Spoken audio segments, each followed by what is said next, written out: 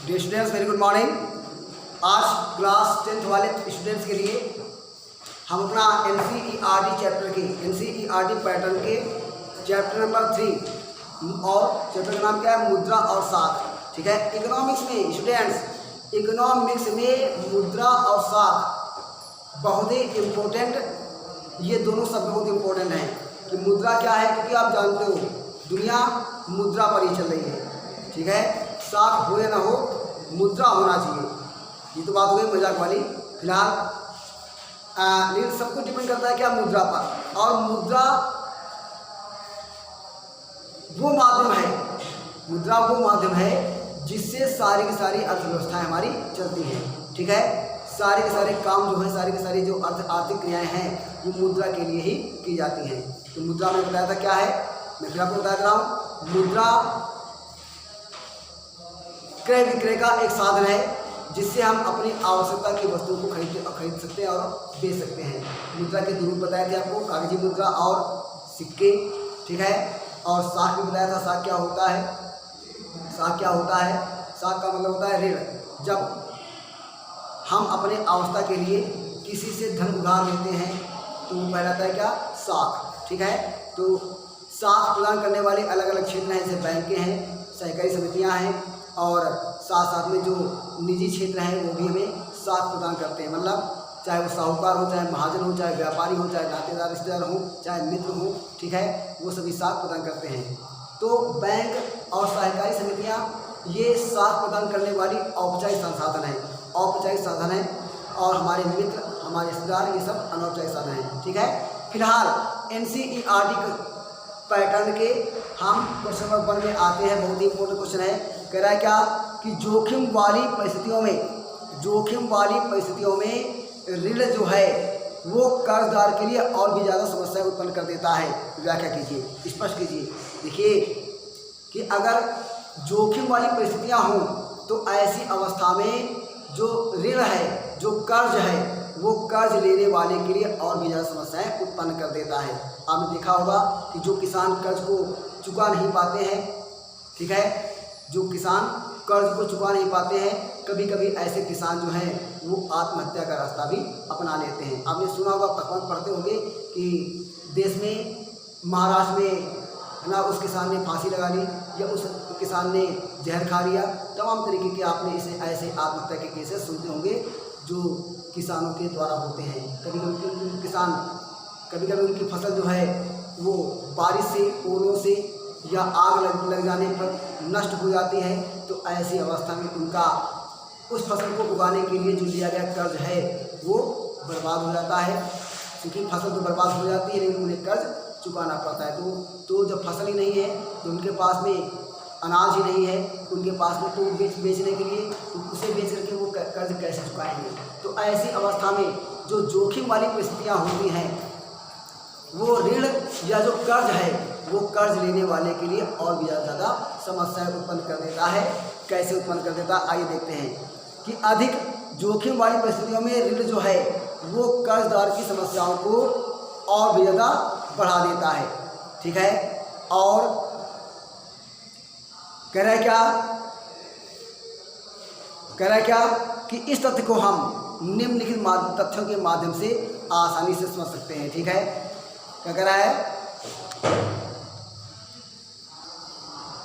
कि मान लिया, जैसे नंबर 1 पॉइंट क्या है कि हम नीचे दी गए जो हम तथ्य बता रहे हैं, इन तथ्यों के माध्यम से आप समझ सकते हो क्या कि यदि एक व्यक्ति ने साहूकार, महाजन या किसी और से, है ना, और से अगर, या किसी गांव के अन्य ब्याजखोर से, मतलब जो ब्याज लेकर के धन उधार देते हैं, ऐसे किसी आदमी से, ऐसे किसी व्यक्ति से ऋण उधार लिया है, तो इसके लिए उसने ऋण लेने के लिए किसी अपनी एक वस्तु को उसे ऋणाधार के रूप में देना पड़ता है, मतलब गिरवी के रूप में देना पड़ता है। मतलब उस ऋण के सुरक्षा के लिए कर्ज देने वाले को देना पड़ता है, और जिसका मूल्य जो है वो लिए गए ऋण से कहीं ज़्यादा होता है।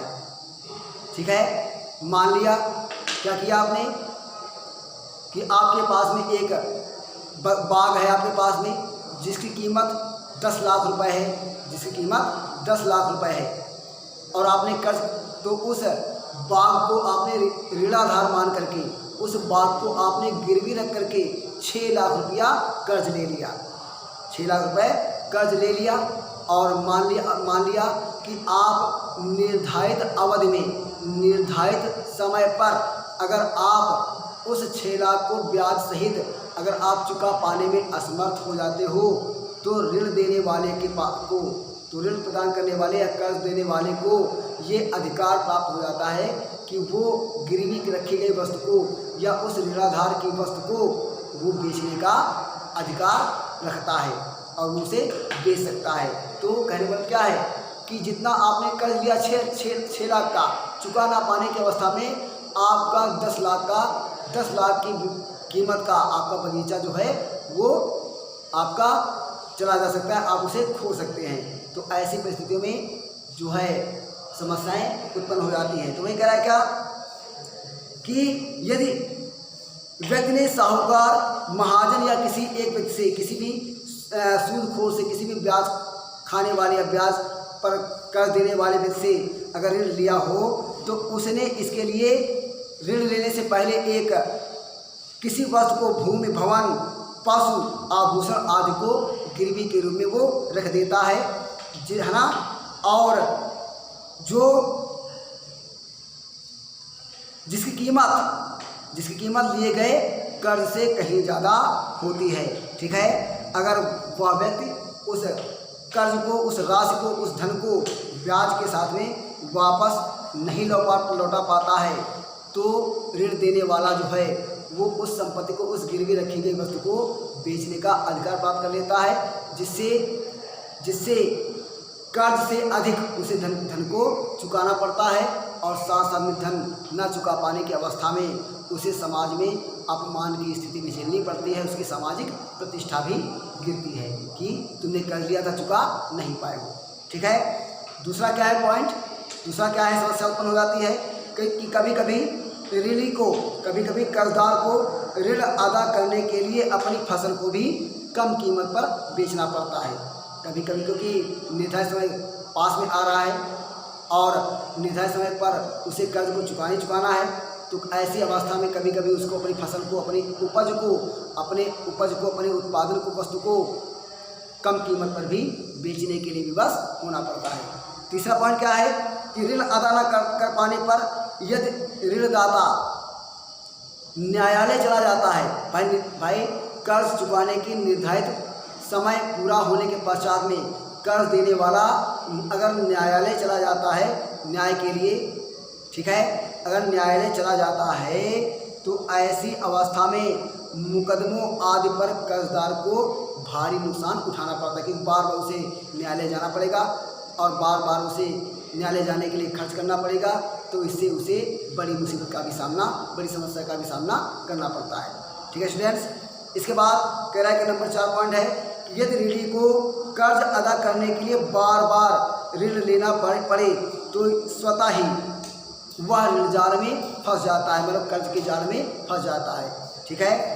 कहने का मतलब क्या है कि अगर कर्ज लेने वाले को अपनी समस्याओं को निपटाने के लिए बार बार कर्ज लेना पड़ता है, तो वो कर्ज के एक भयानक जाल में फंस जाता है और उसमें वो फंसता ही चला जाता है, जिससे वो अपने कर्जे से, जिससे वो जीवन में अपने कर्ज से कभी बाहर नहीं निकल पाता है, ज़िंदगी भर, जीवन भर उसको वो कर्ज ही चुकाता रहता है। ऐसी अवस्था में उसका जीवन जीना मुश्किल हो जाता है। तो ये कुछ पॉइंट्स हैं जो जोखिम वाली परिस्थितियों में ऋण प्राप्त करने वाले या कर्जदार के लिए भयानक या अधिक समस्या उत्पन्न कर देता है, ठीक है। क्वेश्चन नंबर 2 क्या है आपका कि मुद्रा आवश्यकताओं के दोहरे सहयोग की समस्या को किस प्रकार से सुलझाती है, ठीक है। अपनी ओर से एक उदाहरण दीजिए, ठीक है, अर्थात मुद्रा आवश्यकताओं के दोहरे सहयोग को किस प्रकार से सुलझाती है, अपनी तरफ से एक उदाहरण दीजिए और इसको समझाने का प्रयास करिए। तो मैंने बताया ना कि मुद्रा जो है उसने विनिमय की सारी समस्याओं को समाप्त कर दिया है। इसमें से एक है क्या, दोहरे सहयोग की आवश्यकता। तो मुद्रा ने दोहरे सहयोग की आवश्यकता को समाप्त कर दिया है, ठीक है। तो तो आइए देखते हैं क्या कि वस्तु विनिमय प्रणाली में, वस्तु विनिमय प्रणाली क्या है? वस्तुओं से आदान प्रदान करना, ठीक है, वस्तुओं का आदान प्रदान, वस्तुओं और सेवाओं का आदान प्रदान विनिमय कहलाता है। तो वस्तु विनिमय प्रणाली में जहाँ मुद्रा का उपयोग किए बिना वस्तुओं का सीधे ही विनिमय अर्थ किया जाता था, अर्थात सीधे ही आदान प्रदान किया जाता है, ठीक है, वहाँ आवश्यकताओं के दोहरे सहयोग की आवश्यकता होती है, ठीक है। इसके विपरीत इसके विपरीत ऐसी अर्थव्यवस्था जहाँ मुद्रा का उपयोग होता है वहाँ मुद्रा विनिमय प्रक्रिया में एक माध्यम की भूमिका का कार्य करती है। वहाँ पर मुद्रा विनिमय की वहाँ पर जो मुद्रा है वो वहाँ पर विनिमय का एक माध्यम का कार्य करती है और मुद्रा विनिमय के माध्यम से समस्त प्रकार की समस्याओं का अंत हो जाता है, ठीक है। तो मुद्रा ने दोहरे सहयोग की आवश्यकता की समस्या को कैसे हल किया है ये हम आपको उदाहरण देकर के समझाते हैं। तो सबसे पहले हमें यह जानना है कि दोहरे सहयोग की समस्या है क्या। तो दोहरे सहयोग की समस्या क्या है कि मान लिया कि एक किसान के पास में एक किसान जो है, ठीक है, वो सरसों के बदले में गुड़ प्राप्त करना चाहता है। मान लिया कि एक किसान जो है वो अपनी सरसों के बदले में गुड़ प्राप्त करना चाहता है। तो सबसे पहले तो उसे एक ऐसे दुकानदार को, एक ऐसे व्यक्ति को ढूंढना पड़ेगा जिसके पास में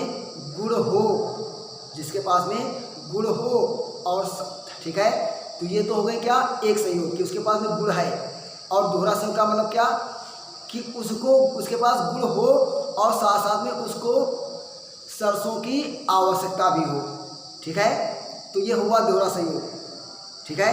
तो ये हुआ आपका दोहरा सहयोग कि उसके पास गुड़ हो और उसको साथ साथ में सरसों की भी आवश्यकता भी हो। तो वह व्यक्ति वो किसान और वो व्यक्ति आपस में गुड़ और सरसों की अदला बदली कर सकते हैं, ठीक है।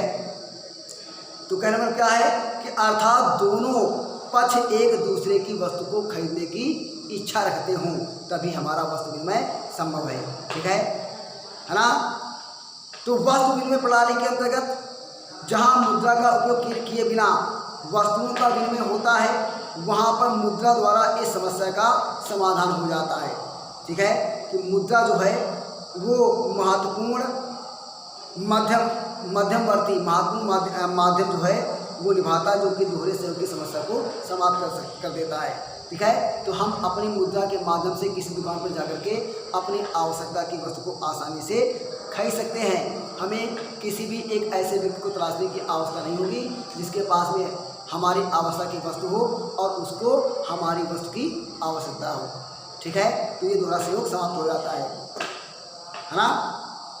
किसान जो है उसके पास में भाई मुद्रा के माध्यम से किसान क्या करेगा, किसान जाएगा अपनी सरसों को दुकान में बेच देगा, ठीक है, और वहाँ से वो मुद्रा ले लेगा और मुद्रा के माध्यम से वो गुड़ खरीद लेगा, अपनी आवश्यकता की वस्तु को खरीद लेगा, ठीक है। तो उसे किसी ऐसे व्यक्ति को ढूंढने की आवश्यकता नहीं होगी जिसके पास उसकी आवश्यकता की वस्तु अर्थात गुड़ हो और वो गुड़ के बदले में सरसों खरीदना चाहता हो।